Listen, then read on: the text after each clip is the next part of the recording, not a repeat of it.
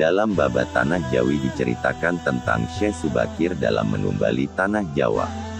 Pada zaman dahulu kala, ketika Pulau Jawa baru saja diciptakan oleh Sang Maha Pencipta dalam bentuk tanah yang terapung-apung di lautan luas, tanah tersebut senantiasa bergerak ke sana kemari. Seorang dewa kemudian diutus turun dari kahyangan untuk memaku tanah tersebut agar berhenti bergerak.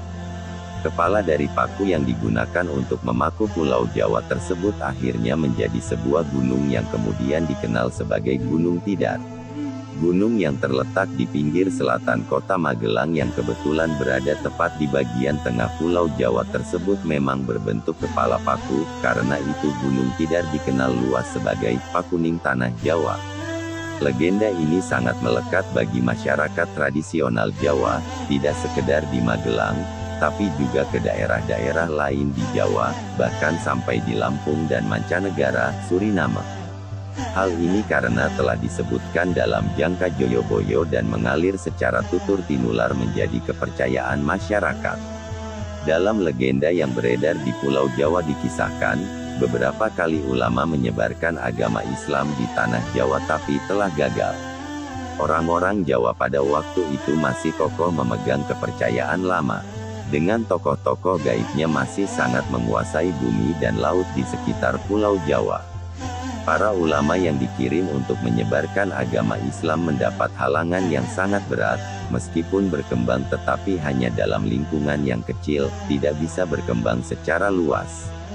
Maka diutuslah Syekh Subakir untuk menyebarkan agama Islam dengan membawa batu hitam yang dipasang oleh Syekh Subakir di seantero Nusantara. Di tanah Jawa diletakkan di tengah-tengahnya yaitu di Gunung Tidar.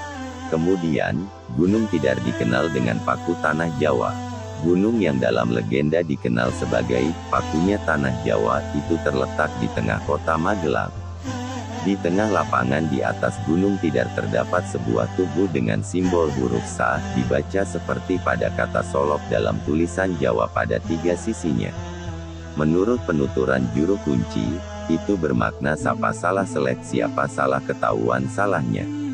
Tugu inilah yang dipercaya sebagian orang sebagai pakunya tanah Jawa, yang membuat tanah Jawa tetap tenang dan aman.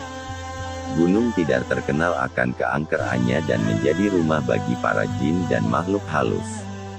Jalmo moro jalmo mati, setiap orang yang datang ke Gunung Tidar bisa dipastikan kalau tidak mati ya modar, dan mungkin hal ini yang menjadi asal-usul nama Tidar. Efek dari kekuatan gaib suci yang dimunculkan oleh batu hitam menimbulkan gejolak, mengamuklah para makhluk, jin, setan dan makhluk halus lainnya. Syekh Subakir yang mampu meredam amukan dari mereka. Berdasarkan penuturan juru kunci Gunung Tidar, di Gunung Tidar terdapat makam yaitu makam Kiai Sepanjang dan makam Sang Hyang Ismoyo atau yang lebih dikenal sebagai Kiai Semar. Sedangkan tempat yang selama ini dikenal sebagai makam Syekh Subakir sebenarnya hanyalah petilasan beliau.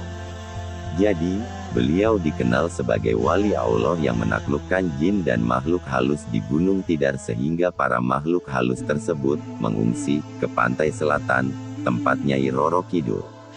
Setelah berhasil menaklukkan jin dan makhluk halus, Syekh Subakir kembali ke tanah asalnya di Rom, Baghdad. Syekh Subakir diutus ke tanah Jawa bersama-sama dengan Wali Songo periode pertama, yang diutus oleh Sultan Muhammad pertama dari Istanbul, Turki untuk berdakwah di Pulau Jawa pada tahun 1404. Mereka diantaranya, Maulana Malik Ibrahim, berasal dari Turki, ahli mengatur negara. Maulana Ishak, berasal dari Samarkand, Rusia Selatan, ahli pengobatan. Maulana Ahmad Jumadil Kubro, dari Mesir. Maulana Muhammad Al-Maghrobi, berasal dari Maroko. Maulana Malik Israel, dari Turki, ahli mengatur negara.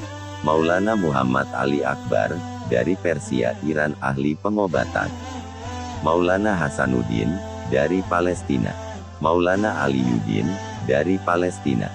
Syekh Subakir, dari Iran, ahli menumbali daerah yang angker yang dihuni jin jahat. Pada tahap berikutnya, kedudukan Syekh Subakir, sang babat tanah Jawa sebagai salah satu wali songo